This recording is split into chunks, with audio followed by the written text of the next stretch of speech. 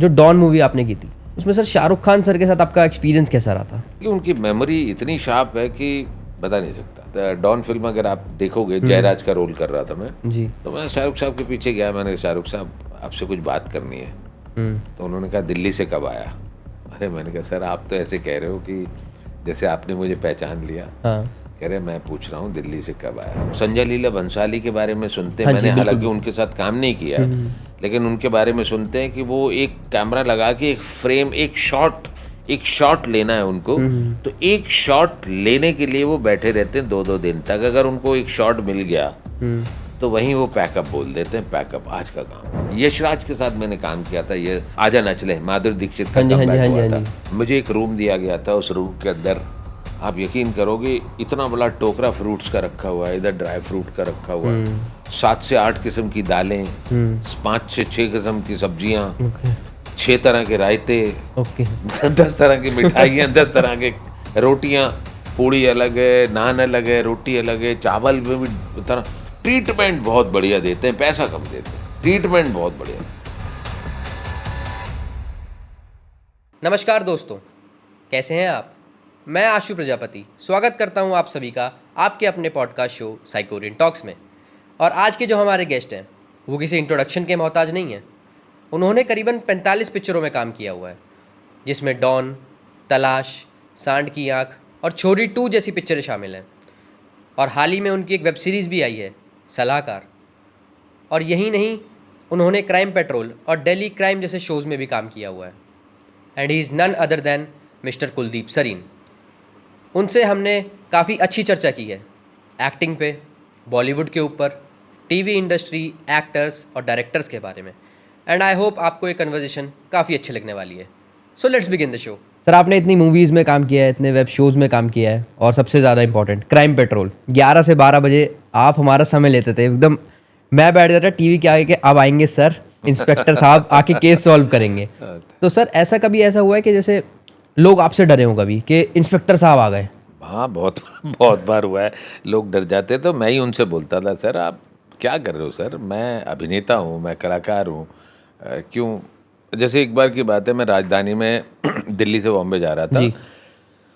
तो मैं पैसेज से होता हुआ, राजधानी में अभी दरवाजे बिल्कुल बंद रहते हैं, और पहले तो क्या है कि हाथ से आप खोल लो और फिर विंडो नहीं सॉरी, दरवाजे के पास जाके लोग स्मोक कर रहे होते थे। तो एक सज्जन थे, वो स्मोक कर रहे थे वहाँ पर। जैसे ही मैं आया उन्होंने मुझे देखा, और मुझे देखते एकदम सिगरेट उन्होंने फेंक दी। डर गए? हाँ, मतलब डर ही गए डर ही गए। तो उन्होंने उठा के सिगरेट एकदम फेंक दी। तो मैंने कहा अरे, तो कह रहे नहीं सर वो बस जस्ट अभी जलाई थी सर मैंने। तो मैंने कहा यार, तो क्या लगा नहीं सर सॉरी माफ़ करना। तो मैंने कहा कि आप कह रहा, तो मैं समझ गया था मतलब एक्चुअली में कि आदमी मुझे एक पुलिस के रूप में दे रहे हैं। तो मैंने कहा यार चलो ठीक है, इसको क्या बताने की ज़रूरत है कि तो मैंने कहा कि ठीक है चलो, मेरे चेहरे से मेरी शख्सियत को देख के अगर किसी आदमी में अगर, क्योंकि ट्रेन में सिगरेट पीना मना है, तो अच्छी बात है ना ये तो। हाँ, ये तो अच्छी मैंने बात कहा है, कि ठीक है कोई बात नहीं। ऐसी बहुत सारी जगहों पर होता है जो लोग मुझे इंस्पेक्टर समझते हैं, तो मैं उनसे कह देता हूँ कि नहीं सर आपने मुझे टीवी पे देखा है। तो इस तरीके से कई बार होता है। तो इंस्पेक्टर साहब फिर आप एक बात बताइए कि आपने इतने सारे क्राइम शोज़ करे हैं जी। आपने दिल्ली क्राइम्स भी किया, क्राइम पेट्रोल में भी आप रहे हैं। तो सर ऐसा कभी हुआ है कि कोई चैलेंजिंग केस रहा आपके साथ, कि चैलेंजिंग शॉट था ये वाला, आपको थोड़ी दिक्कत आई हो, कुछ समस्या आई हो कोई शॉट देने में, कोई सीन हो ऐसा? हाँ, एक नेटफ्लिक्स का एक हिट शो था जिसका नाम था दिल्ली क्राइम। तो थैंक यू। तो दिल्ली क्राइम के अंदर जब मुझे कास्ट किया दिल्ली क्राइम 2 में, क्योंकि दिल्ली क्राइम 1 तो बड़ा हिट शो था, वो हिट हो गया, सारे लोग स्टार हो गए, बड़े अवार्ड मिल गए। तो दिल्ली क्राइम 2 में एक इम्पॉर्टेंट रोल के लिए उन्होंने मुझे कास्ट किया। मैंने कहा ठीक है। तो पहले दिन पहली बार जब मैं सेट पे जा रहा था तो 4 पेज का लंबा सीन मेरे साथ में था, और उसमें मैक्सिमम डायलॉग मुझे बोलने थे। और उस सीन के अंदर दिल्ली क्राइम के सारे एक्टर की मौजूदगी थी, मतलब सारे एक्टर उसमें थे, और किसी को एक लाइन बोलनी है, कोई फ्रेम में खड़ा है, मतलब सारा, सबसे ज़्यादा मुझे ही बोलना है। और वो सीन ऐसा था कि मैं बिंदास होके ना बहुत अपनी ऐंठ में बैठा हुआ हूँ, और वैसा वाला सीन था। सो वो भी करना है, हॉलीवुड का डायरेक्टर है, मतलब इतना बड़ा डायरेक्टर, कैमरामैन बाहर का, थोड़ा सा और प्रेशर। सारे सब में कॉन्फिडेंस था ना, क्योंकि हिट शो था जी। और सारे एक्टर तो मतलब कि देखो हम, हम्म। तो मैंने कहा यार अब क्या किया जाए, और मैं नया नया, मेरे लिए सब लोग नए थे। तो मैंने कहा ठीक है, एक टेक्निक का इस्तेमाल करते हैं। दुख दुख तो हो ही रही थी, जैसे कि स्टेज पे भी जब हम जाते हैं तो जाने से पहले थोड़ी सी दुख दुख रहती है एक्टर को, बिल्कुल। एक बार मंच पे चला जाऊं फिर तो मैं कर लूँगा। तो ऐसे ही सेट पर जाने से पहले एक थोड़ी सी एक्टर को दुख दुख होनी चाहिए, लेकिन ये दुख दुख वैसी वाली नहीं थी, थोड़ी सी ज़्यादा वाली थी। मैं थोड़ा सा हाइपर हो रहा था, तो मैंने कहा यार कुछ करते हैं, क्योंकि काम तो करना है। तो मैंने एक टेक्निक का इस्तेमाल किया और मैंने कहा कि नहीं, अब वो टेक्निक का इस्तेमाल करते ही फिर मैं बिंदास हो गया। और फिर मैंने जब वो सीन किया, ओके। आप यकीन करोगे कि मास्टर शॉट था, 1 टेक मैंने वो शॉट दिया था 4 पेज का। सब लोगों ने अपनी अपनी लाइंस ली और मेरा अपना लाइन चल रही थी, और मैं करते हुए पूरा 1 टेक दिया। वहाँ पर जो क्लैपिंग हुई, आहा, मतलब डायरेक्टर ने क्लैप किया, एक्टर्स ने क्लैप किया, बहुत वन शॉट बहुत शानदार गया। ओके। फिर डायरेक्टर वहीं पर ही बोले, तनु चोपड़ा डायरेक्टर थे, वो बोले कि लव यू चड्ढा। ओके। तो मैंने कहा चड्ढा, तो करेक्टर का नाम एक्चुअली वीरेन चड्ढा था, तो लव यू चड्ढा। तो जब उन्होंने चड्ढा बोला तो मुझे लगा कि यार वाह। फिर बाकी एक्टर्स भी आए, उन्होंने कहा यार गुड, बड़ा अच्छा लगा। कुछ लोग एक्टर मुझे जानते ही थे, और शेफाली जी नहीं जानती थी, या जो एक और एक्ट्रेस थी वो ओके। नहीं जानती थी, क्योंकि खुल के बिंदास होके करना था। और जो किया, फिर उसके बाद मैंने करीबन 22 दिन के आसपास दिल्ली क्राइम की शूटिंग की होगी। 22 के 22 दिन मेरा डायरेक्टर यानी कि तनु चोपड़ा मुझे यही शब्द बोलते रहे, love you Chaddha, love you Chaddha, love you Chaddha. हर बार उन्होंने यही वर्ड बोला। ओके। तो ये एक था कि मैं क्राइम वाला, कि भाई सेट पे जाके मैं, वो जो आपका क्वेश्चन था कि डर लगा हो किसी सीन को करते हुए, चैलेंजिंग। तो ये एक था। Okay okay okay sir. तो सर आपने क्राइम पेट्रोल भी किया है, आप स्टार्टिंग के जो पुलिस ऑफिसर में थे उनमें से एक थे आप। जी, तो सर क्राइम पेट्रोल ने आपकी लाइफ को कैसे चेंज करा? बहुत चेंज किया, मतलब मेरे को पहचान देने वाला ही क्राइम पेट्रोल है। मुझे अच्छे से याद है 2010 में ये क्राइम पेट्रोल शुरू हुआ था, करेक्ट। तो मैं और एक कोई और इंस्पेक्टर हुआ करते थे। बस हमने तो सिंपली एक पुलिस वाले का रोल है, चलो ठीक है कर दिया, क्राइम पेट्रोल है, एपिसोडिक सीरियल है, कर दिया। जी। वो कर दिया, उसका टेलीकास्ट भी होगा, शायद मैंने देखा या नहीं देखा, मुझे कुछ याद नहीं है। और वो हिट हो गया, फिर डायरेक्टर ने फिर बुला लिया, फिर मैं चला गया, 2 4 5 बार 6 बार हुआ। फिर देखना भी शुरू किया कि क्राइम पेट्रोल सोनी पे आता है, देखते हैं क्या है, मुझे भी अच्छा लगा। फिर वो डायरेक्टर का मैं फेवरेट हो गया, ओके। और वो मुझे बुलाते रहे, कुलदीप जी कहाँ हो, तो मैं दिल्ली में था, तो कि सर परसों शूट करना है। अब कुछ नहीं होता था, सिर्फ डायरेक्टर की कॉल आ जाती कि सर आप आ जाओ। तो मैं दिल्ली हूँ, फ्लाइट पकड़ता था, बॉम्बे जाकर मैं शूट कर लेता था। सम टाइम मैं बॉम्बे में हूँ तो रात को फ़ोन आ गया कि कुलदीप जी कल फ्री हो तो आपके साथ एक शो करना, मतलब ये एपिसोड आपके साथ करना है।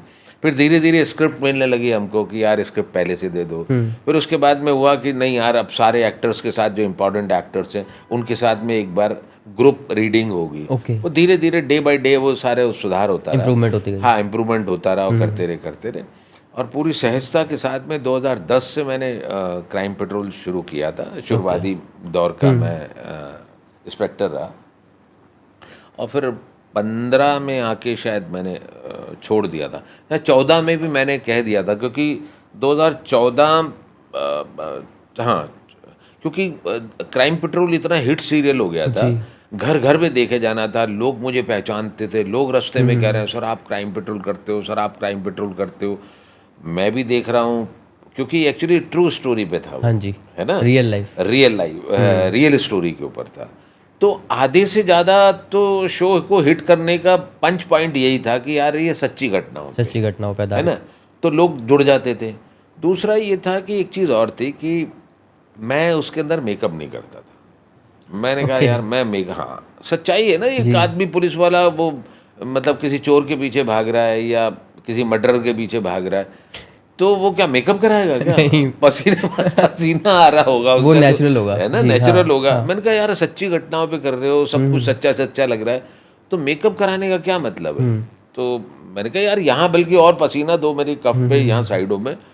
तो मैंने कहा यार मैं तो मेकअप नहीं कराऊंगा। तो एक जी। बार मेकअप आर्टिस्ट ने बोल दिया सर हमारे पेट पे क्यों लात मार रहे हो? अरे मैंने कहा मैं किसी के पेट पे लात नहीं मारा, आप बाकियों का करिए, तो भाई मैं नहीं कराऊंगा मेकअप। जी।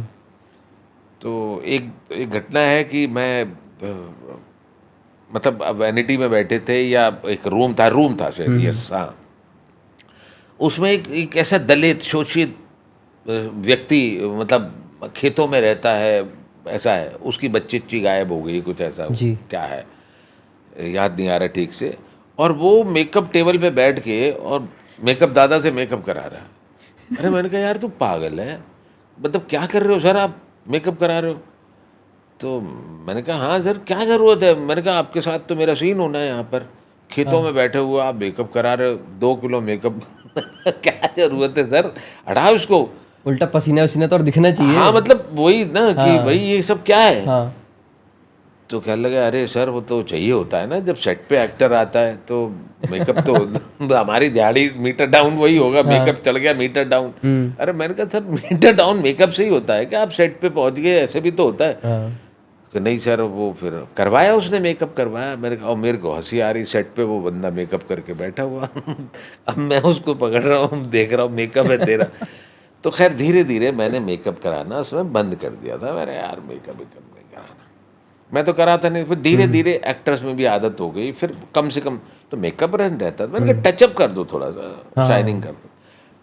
सो आपका सवाल था, मैं थोड़ा भटक गया। कोई नहीं, बिल्कुल तो कोई नहीं सर। मैं ये कहना चाह रहा हूँ कि हाँ, Delhi sorry crime crime petrol petrol ने में। मेरी ज़िंदगी, मुझे एक पहचान दी ओके। और मेरी लाइफ थोड़ी सी बदली, क्योंकि उसकी देखा देखी मुझे इतना हिट शो था, सारे कास्टिंग डायरेक्टर उसको देख रहे हैं जी। और वो कह रहे हैं कि सर यार इंस्पेक्टर के लिए कुलदीप जी को बुला लो, अपनी फिल्म के लिए इसको बुलाओ उसको बुला, इस तरीके से बुलाते रहे। और मैं क्राइम पेट्रोल में इंस्पेक्टर तो हूँ, फिल्मों में भी इंस्पेक्टर बन रहा हूँ। फिर एक पॉइंट ऐसा आया कि मुझे लगा मैं दोनों जगह इंस्पेक्टर नहीं, ये नहीं।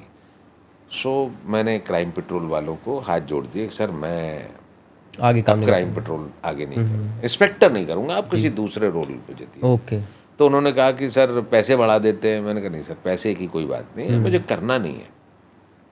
फिर उन्होंने कहा कि कोई बात नहीं सर, तो आपको 1 साल वेट करना पड़ेगा। मैंने कहा सर मैं 2.5 साल वेट करूँगा, मुझे कोई और रोल दीजिए, लेकिन मैं इंस्पेक्टर नहीं करूँगा। तो उन्होंने कहा ठीक है।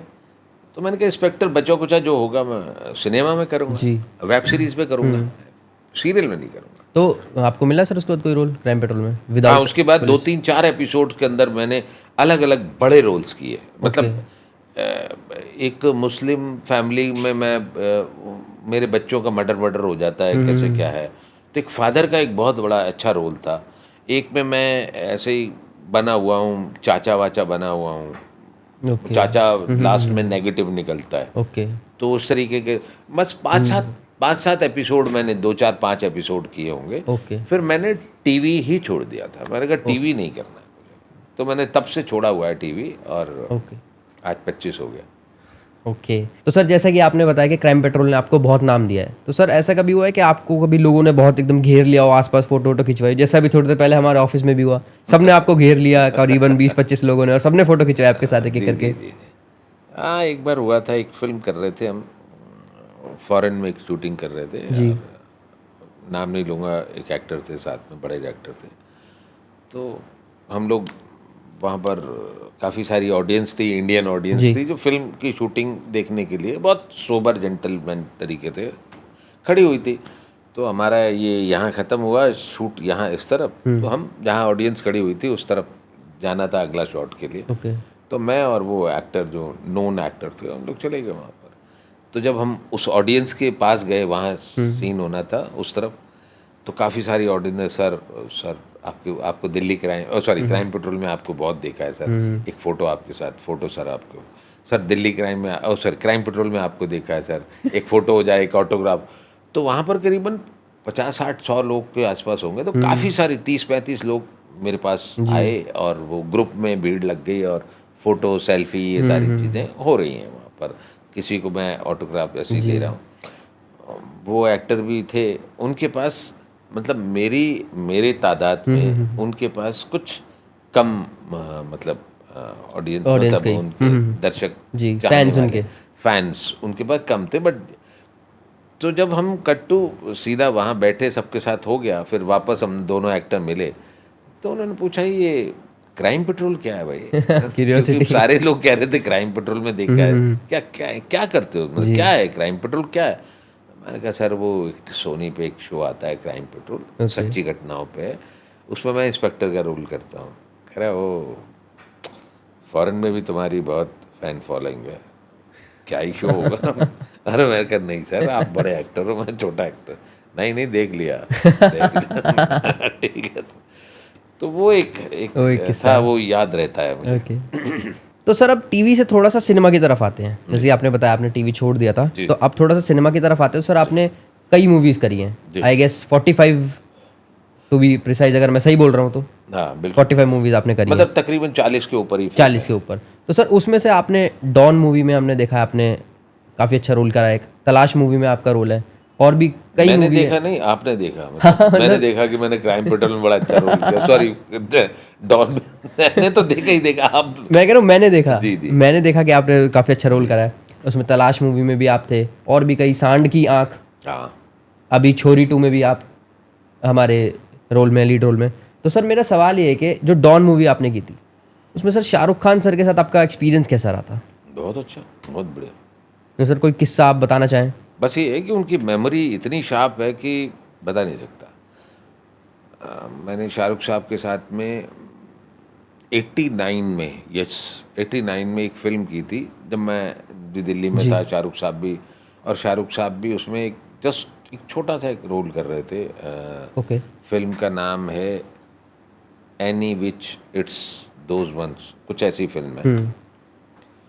तो वो फिल्म मैंने की थी, मैं भी एक स्टूडेंट था, शाहरुख खान साहब भी एक स्टूडेंट थे, और उसके बाद देखते देखते शाहरुख खान साहब स्टार हो गए, सुपरस्टार हो गए। तो उनके साथ कौन नहीं काम करना चाहता था? मेरा बेटा इनफैक्ट उसका तो दीवाना था। ओके। तो खैर मुझे कास्टिंग डायरेक्टर ने बोला कुलदीप सर एक फिल्म बन रही है डॉन, तो उसमें 2 सीन हैं, एक शाहरुख के साथ, एक बोमन ईरानी के साथ एक सीन है, तो क्या आप करना चाहोगे 2 सीन, एक सीन जो भी है? मैंने कहा बिल्कुल करना चाहूँगा। देखिए और पूछ पूछ, मतलब शाहरुख खान के तो बंगले के बाहर खड़े खड़े रहते हैं हाँ। बच्चों को दिखाने के लिए कि ये है। एक टाइम में हमने उनके साथ काम किया था जब दिल्ली में थे, जी। उनके साथ स्क्रीन शेयर की थी मैंने। तो आज तो वो सुपरस्टार हो चुके हैं, और उनकी पूरी लाइफ को मैंने बड़े अपने नज़दीक से देखा है, सारी फिल्में हिट हिट, स्टार होते होते सुपरस्टार हो गए, कौन जी नहीं करना चाहेगा? बिल्कुल। तो फिर मैंने कहा बिल्कुल करना चाहूँगा। खैर मैं फाइनल हुआ, और फिर शाहरुख खान के साथ में काम करने का मौका मिला, और हम दोनों सेट पे पहुँचे। शाहरुख साहब ने देखते देखते, पहचानते पहचानते अल्टीमेटली मुझे पहचान लिया। और मैं आपको बताऊं कि मेरे साथ डॉन फिल्म अगर आप देखोगे, जयराज का रोल कर रहा था मैं, जी। मेरे साथ जहाँ मैं खड़ा हुआ हूँ फ्रेम में, मेरे पीछे एक लड़का खड़ा होता था, वो मेरा बेटा था। ओके। वो, उसको पता था कि कुलदीप सर ने बहुत साल, क्योंकि मैंने ट्रैवलिंग के दौरान उसको बताया था कि शाहरुख साहब और हम लोगों ने दिल्ली में स्क्रीन शेयर करी है। तो बोला वो तो फिर आप तो उनसे बात करोगे सर, हाँ। मुझे भी प्लीज़ उनसे मिलवा देना, बात करा। तो शाहरुख साहब सामने इतनी दूरी पे खड़े हुए थे, तो बात तो नहीं कर सकते थे ना, ऐसे घुसता भी नहीं है कोई। जी। तो बस फिर मैंने कहा ठीक है चलो देखते हैं क्या होता है। तो सीन हम लोगों का ख़त्म हुआ, शाहरुख साहब जाने लगे, बीच में सीन हो रहा था, शाहरुख साहब अलग टेंट में जा रहे हैं, मैं अलग टेंट में। जी। तो मैं शाहरुख साहब के पीछे गया, मैंने कहा शाहरुख साहब आपसे कुछ बात करनी है। तो उन्होंने कहा दिल्ली से कब आया? अरे मैंने कहा सर आप तो ऐसे कह रहे हो कि जैसे आपने मुझे पहचान लिया। हाँ। कह रहे मैं पूछ रहा हूँ दिल्ली से कब आया? तो मैंने कहा यही 3-4 साल हो गए, हाँ। 3 साल हुए हैं मैं दिल्ली से आया हूँ। और मैंने कहा मैं तो बहुत बदल गया, आप तो मतलब ऐसा बिहेव कर रहे हो जैसे मैं मतलब आपने पहचान लिया। तो मैंने कहा सर मुझे बहुत सारी बातें करनी है आपसे, क्या मैं आपके साथ आपके टेंट पे चल सकता हूँ? मैंने कहा आ जाओ। तो मेरे पीछे पीछे जो लड़का आ रहा हाँ, था, वो तो वो भी। कहने लगा दादा दादा दादा, मैं भी मैं भी। मैंने कहा ये भी एक है, उसको भी। हाँ। तो हम लोग इस तरीके से उनके टेंट तक पहुंच गए।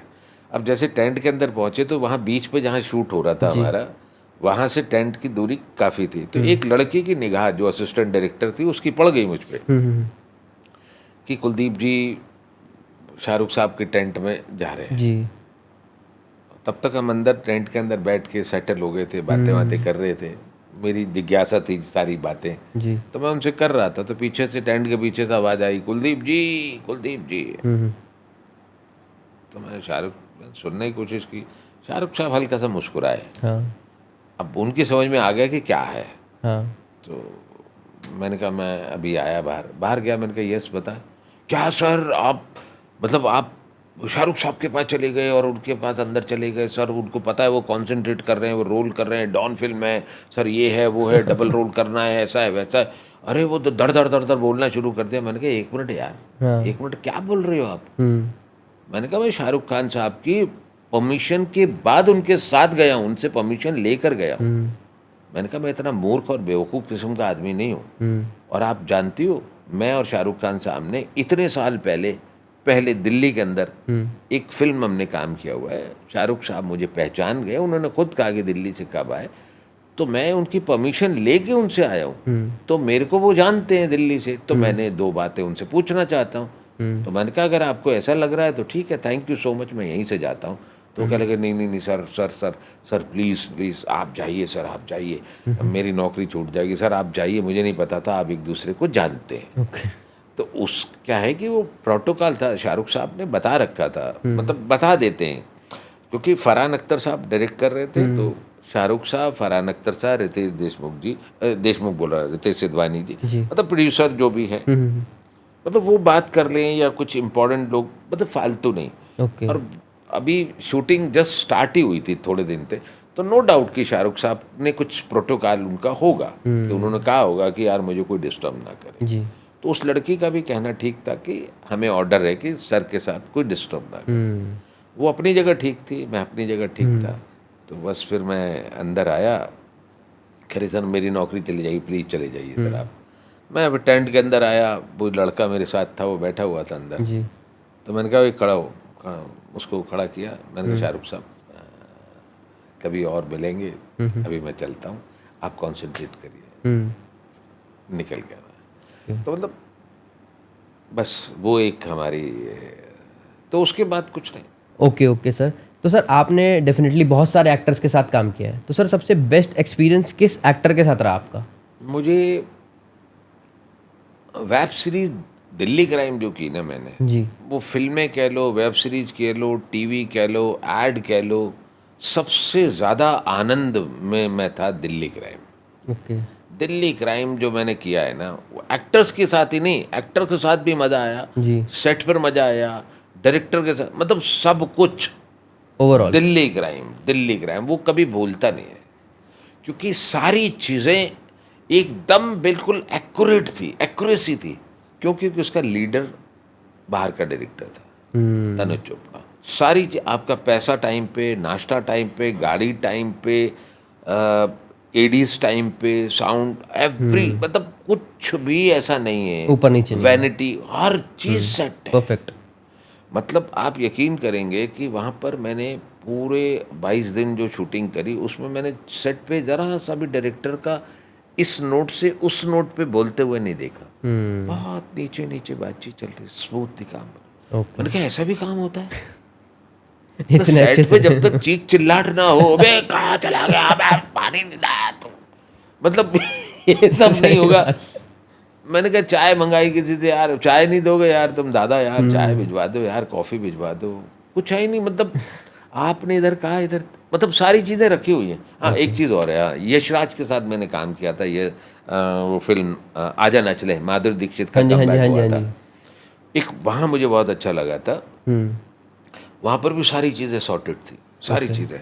मुझे एक रूम दिया गया था, उस रूम के अंदर आप यकीन करोगे इतना बड़ा टोकरा फ्रूट्स का रखा हुआ है, इधर ड्राई फ्रूट का रखा हुआ है, मतलब खाना खाने के लिए लंच टाइम में हम गए तो कम से कम 7 से 8 किस्म की दालें, 5 से 6 किस्म की सब्जियाँ, 6 तरह के रायते, 10 तरह की मिठाइयाँ, 10 तरह के रोटियाँ, पूड़ी अलग है, नान अलग है, रोटी अलग है, चावल में भी तरह, मतलब मैं कह रहा हूँ कमाल हो गया। मैं तो इरफान साहब भी थे, मैंने रघु भाई थे, रघुवीर यादव, मैंने रघु भाई से पूछा, मैंने कहा रघु भाई मतलब आपने तो बड़ी बड़ी इंटरनेशनल फिल्में की हैं, तो मैंने कहा यशराज में इतना ये खाने वाने सब इकट्ठे खा रहे थे हम मुंह में खाना। पानी मेरे भी आ रहा हाँ है। मतलब खाना ऐसे ही इकट्ठे खा रहे थे। तो मैंने कहा कि सर ऐसा ही होता है क्या, मतलब आपने तो इंटरनेशनल में इससे ज़्यादा क्या होता है? कह रहा है मैंने इंटरनेशनल फिल्में की, मतलब इससे अच्छा खाना तो मैंने नहीं देखा।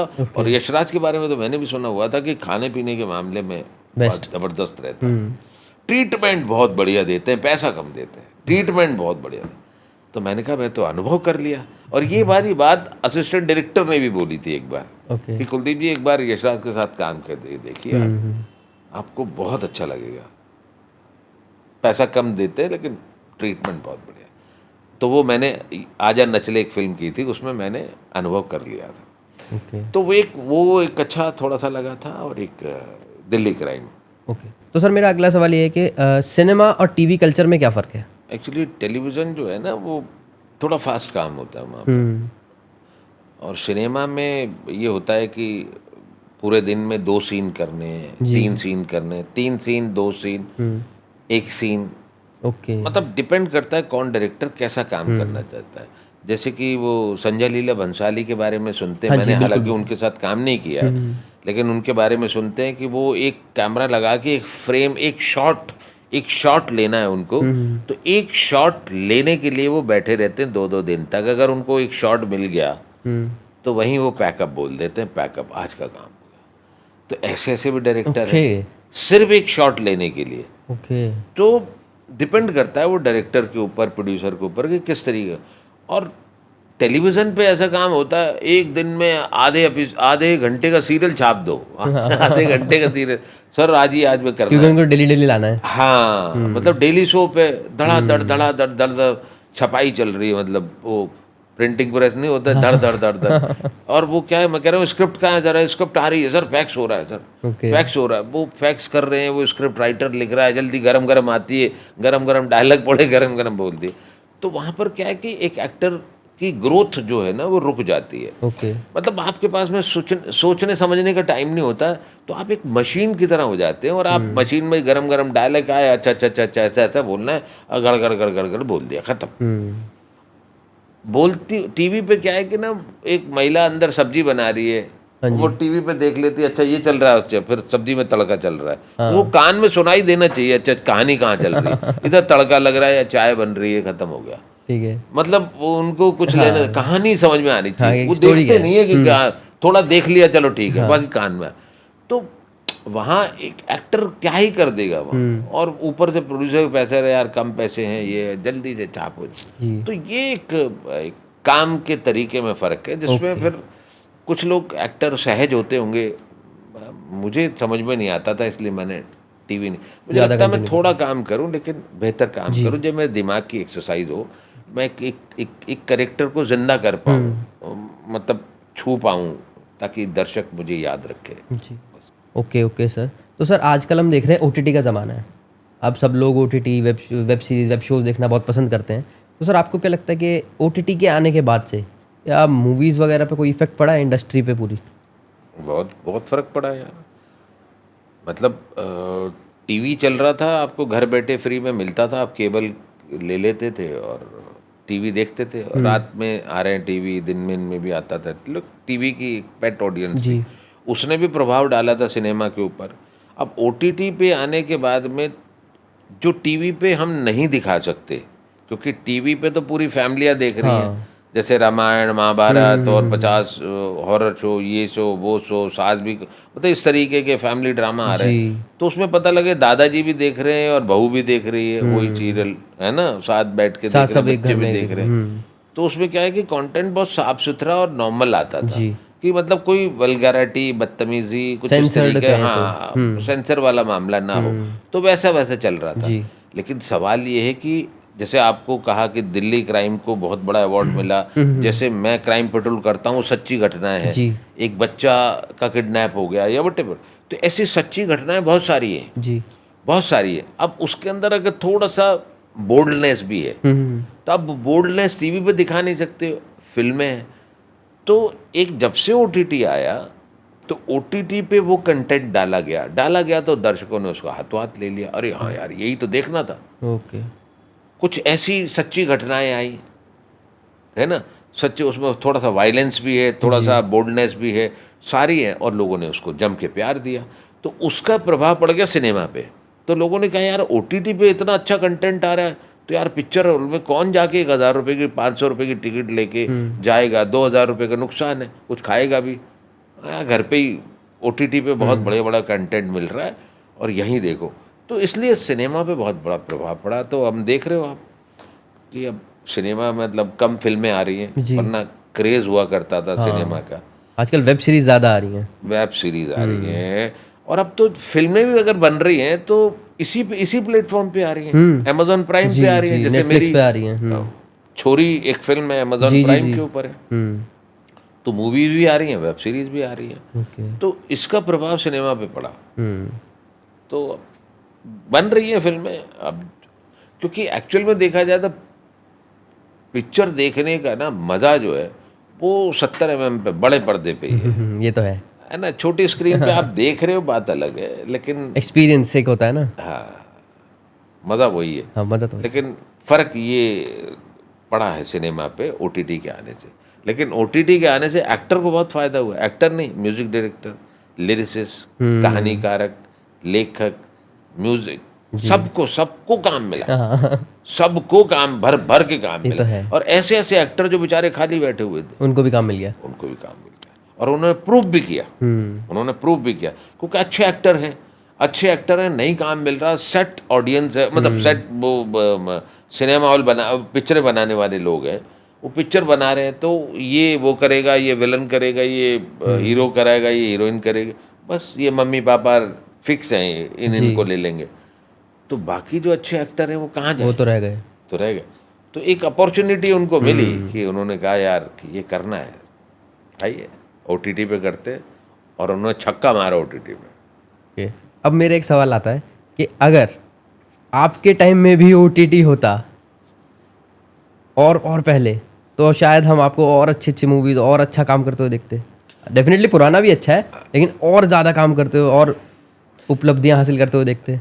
देखो बंधु, होता ये है कि जब जो होता है ना वो फिक्स ही है। हाँ, वो तो है। हाँ, और आपके टाइम में जहाँ से आपने की, टाइम तो मेरा आज भी चल रहा है, और आज ज़्यादा अच्छा चल रहा है मेरे ख्याल है ना। उस वक्त तो ठीक है, यहाँ भी कर लिया, वहाँ भी कर लिया, ये भी कर लिया, वो भी कर लिया।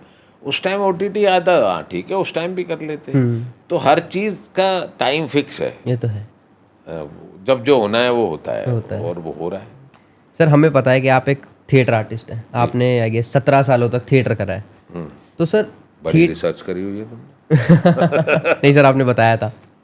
मैंने कब बताया? सर, आपने बताया था बातों में, तो मुझे याद है आपने 17 साल प्योर थिएटर मतलब करा है। तुमने रिसर्च नहीं किया? नहीं सर, मैंने बता दिया तो वो याद रख लिया। सर, रिसर्च भी करा, लेकिन आपने फिर दोबारा बताया तो वो रिसर्च पक्की किया हो गई होता सर। तो तुम्हें पता होता कि मैंने कितने साल थिएटर किया। नहीं सर, आपने फिर खुद बता भी दिया ना। हाँ, तो इसका मतलब तुमने रिसर्च नहीं किया ना? किया था। यस। बट ये वाली रिसर्च नहीं की थी कि कितने साल किया है। तो सर, मेरा सवाल ये है कि कोई अगर NSD करके आया हुआ है या FTII से आया है, तो सर उसको इंडस्ट्री में एडवांटेज मिलता है, बेनिफिट मिलता है? हाँ, उसकी बात को थोड़ी सी गंभीरता से सुन लेते हैं। ओके। प्रूफ उसको भी ऑडिशन दे के ही करना पड़ता है। ओके। प्रूफ बाद में करना है, लेकिन हाँ ये है कि थोड़ा सा कास्टिंग डायरेक्टर्स को भी लगता है, या प्रोडक्शन हाउस में अगर डायरेक्ट गया है वो, या डायरेक्टर से मिल रहा है, तो उनको लगता है कि यार किसी नोन इंस्टीट्यूट से है, NSD से है या FTII से है, तो कितना काम इसने किया होगा कि उसमें वहाँ एडमिशन हुआ होगा, फिर वहाँ काम किया होगा, तो उसको थोड़ा सा गंभीरता से लेते हैं, तवज्जो दी जाती है, और उसको सुनते हैं कि हाँ, और अगर उनके लायक रोल होता है तो बोल देते हैं कि सर एक स्क्रिप्ट है, या मिल लेना बाद में, इस तरीके। तो सर, आप एक थिएटर आर्टिस्ट को NSD ज्वाइन करने की एडवाइस देना चाहेंगे अगर उसको सिनेमा में आना है? अगर उसको सिनेमा में आना है तो NSD में जाना चाहिए या नहीं? भाई, सिनेमा करना है तो उसे सिनेमा की एक्टिंग सीखनी चाहिए जी। उसको, क्योंकि क्या है कि सिनेमा करना है तो TV, सिनेमा, वेब सीरीज, ये सब टेक्निकल चीज़ें हैं। टेक्निकल, वहाँ कौन सा लेंस लगा हुआ है, किस एंगल पे है, लो एंगल है, हाई एंगल है, कौन से एंगलों का खेल है, लेंसेज का खेल है। तो जब करना ही सिनेमा है तो यार सिनेमा की एक्टिंग सीखो ना। फिर वो थिएटर में आके फिर वो NSD का जो पैटर्न है वो थोड़ा थिएटर ओरिएंटेड ज़्यादा है, वो रंगमंच, और पूरा अभिनय को जो अभिनय है वो बेसिकली वो सिखाया जाता है। ओके। या टेक्निकल तरीके से सिखाया जाता है। तो क्या उस बच्चे को थिएटर करना चाहिए? मैं NSD की बात नहीं कर रहा, हाँ, थिएटर करो ना। थिएटर करें। हाँ, ओके। बिल्कुल थिएटर करे। नहीं, NSD अगर करना चाहता है तो करिए।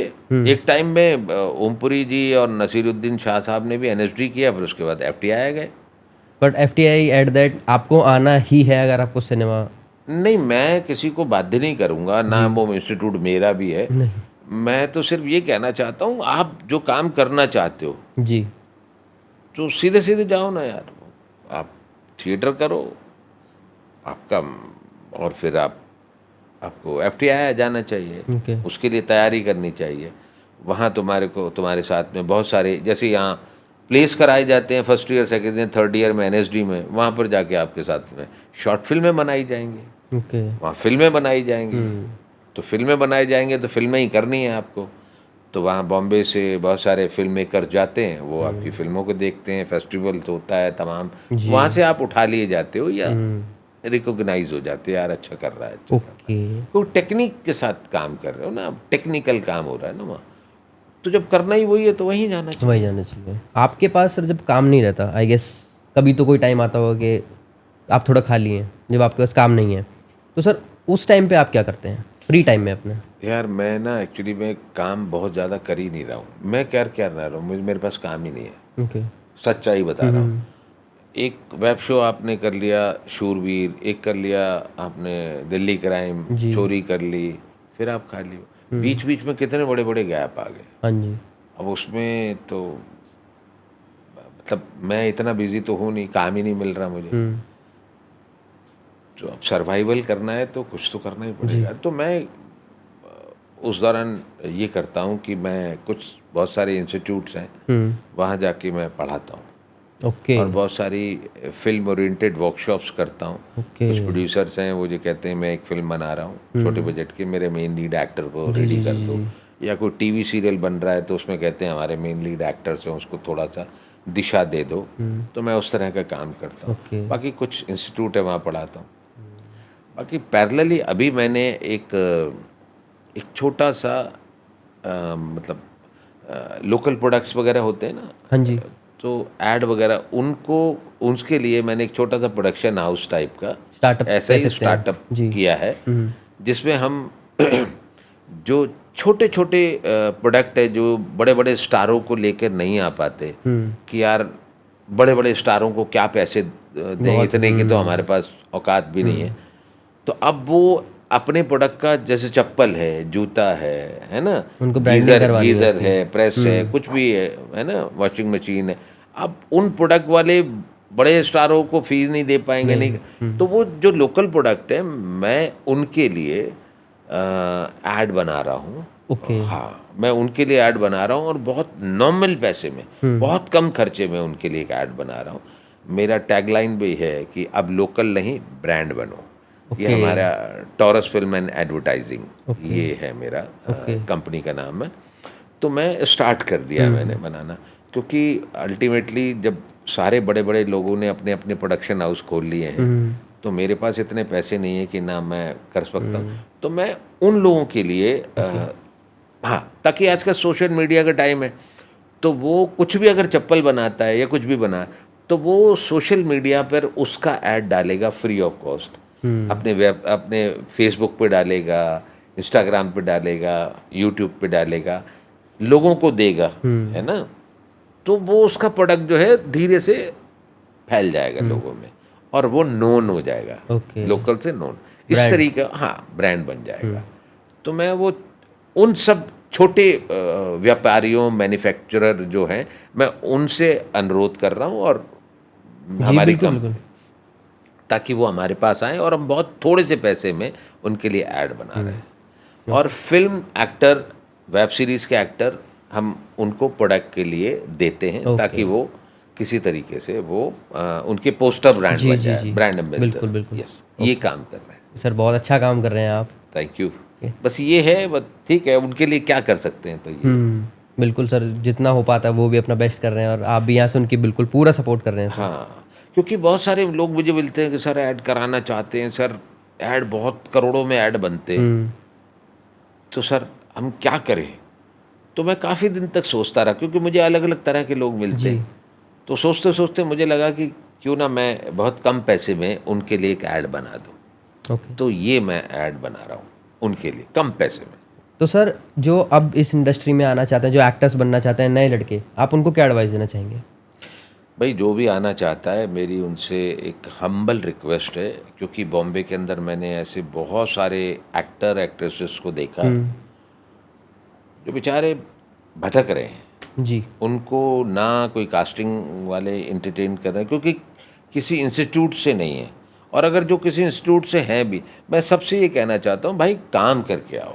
आप उड़ीसा से आ रहे हो, आप हरियाणा से आ रहे हो, जम्मू कश्मीर से, कहीं से भी आप आ रहे हो, कम से कम जिस प्रोफेशन को आप परस्यू करने जा रहे हो उसको सीख कर तो आओ, उसको समझ कर तो आओ। अभिनय होता क्या है, सबको इस गलत फहमी में है कि यार मैं तो कर लूँगा, डायलॉग ही तो बोलने हैं, मैं तो कर लूँगा, मेरे तो अंदर एक्टर है। क्या दिलीप कुमार साहब क्या वो कहीं इंस्टीट्यूट से थे? लॉजिक वो देते हैं। अल्टीमेटली बॉम्बे में कट टू सीधे 4 साल हो जाते हैं, उनको ज़मीन दिखती है, अरे बाप रे बाप, जो पैसा लाए थे वो ख़त्म। अब वो कहीं कुछ कर रहे हैं, कहीं एडी हो गए, कहीं कुछ हो गए। मैं उन सबको कुछ नहीं है। आप अगर एक्टिंग को प्रोफेशन बनाना चाहते हो तो आप सोच लो कि ये प्रोफेशन बहुत टाइम टेकिंग है। ओके। और आप अच्छा काम करना चाहते हो तो आज आपने एक अच्छा काम कर लिया, अगला अच्छा काम आपको 6 महीने बाद मिलेगा या 6 साल बाद मिलेगा। अच्छे काम की बात कर रहा हूँ, ओके। है ना। तो ये क्लैरिटी उसको होना चाहिए, अदरवाइज आपको फिर कुछ गुजर करना पड़ेगा। तो काम सीख कर आओ और इतनी क्लैरिटी रख के आओ कि अगर आपको अच्छा काम करना है तो एक काम अच्छा होगा। क्योंकि हमारे काम में, हमारे इस अभिनय, इस एक्टिंग फील्ड के अंदर कुछ भी क्लियर नहीं है। ओके। क्योंकि आप आईएएस का एक बार यूपीएससी या कुछ भी अगर आप भरते हैं तो पता लग जाता है कि भाई इतने का पैकेज मिलेगा। प्राइवेट में जाओ इतने का पैकेज। हाँ। यहाँ अगर आप किसी भी इंस्टीट्यूट से पास आउट करने के बाद में कोई पैकेज नहीं है कि अगली फिल्म आपको कोई गारंटी मिलेगी नहीं है। या नहीं मिलेगी। मिलेगी भी तो कितने की मिलेगी बिल्कुल, और कब, कितने साल बाद मिलेगी। और अगर एक मिल गई तो अगले साल कितना वेट करते हैं। अब दिल्ली क्राइम के बाद में देखो कब से वेट कर रहा हूँ। सबने कहा आपने अच्छा किया, लेकिन बैठा हूँ। बिल्कुल। आज छोरी फिल्म आई है, एक दूसरी आ रही है मेरी सलाह, लेकिन बीच बीच में गैप्स बहुत है ना, बिल्कुल। ये है। ओके। तो प्लीज़ मेरी जो लोग बात इसको सुन रहे हैं तो मेरी उनसे हम्बल रिक्वेस्ट है कि प्लीज़ काम, नंबर 1 काम सीख कर आइए, थिएटर करके आइए, अभिनय को सीख के आइए, सिनेमा की एक्टिंग ही सही, कुछ भी है वो काम सीख कर आइए और पेशेंस रखिए।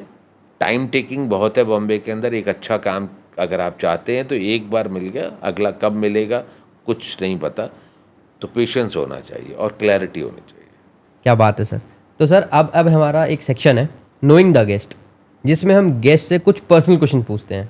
तो सर मेरा पहला सवाल ये है कि आपके फेवरेट एक्टर कौन है? इरफान खान, कमला हसन। ओके।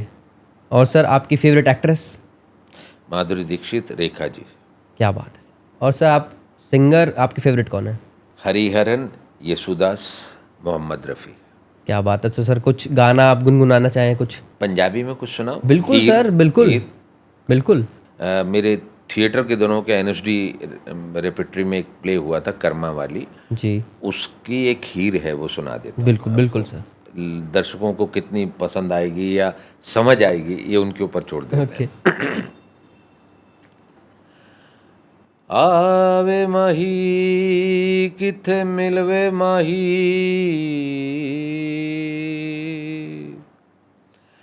तेरे हिजर ने पाइयां सलियां, मैं वाटा मलियां वे, आवे माही, आवे माही,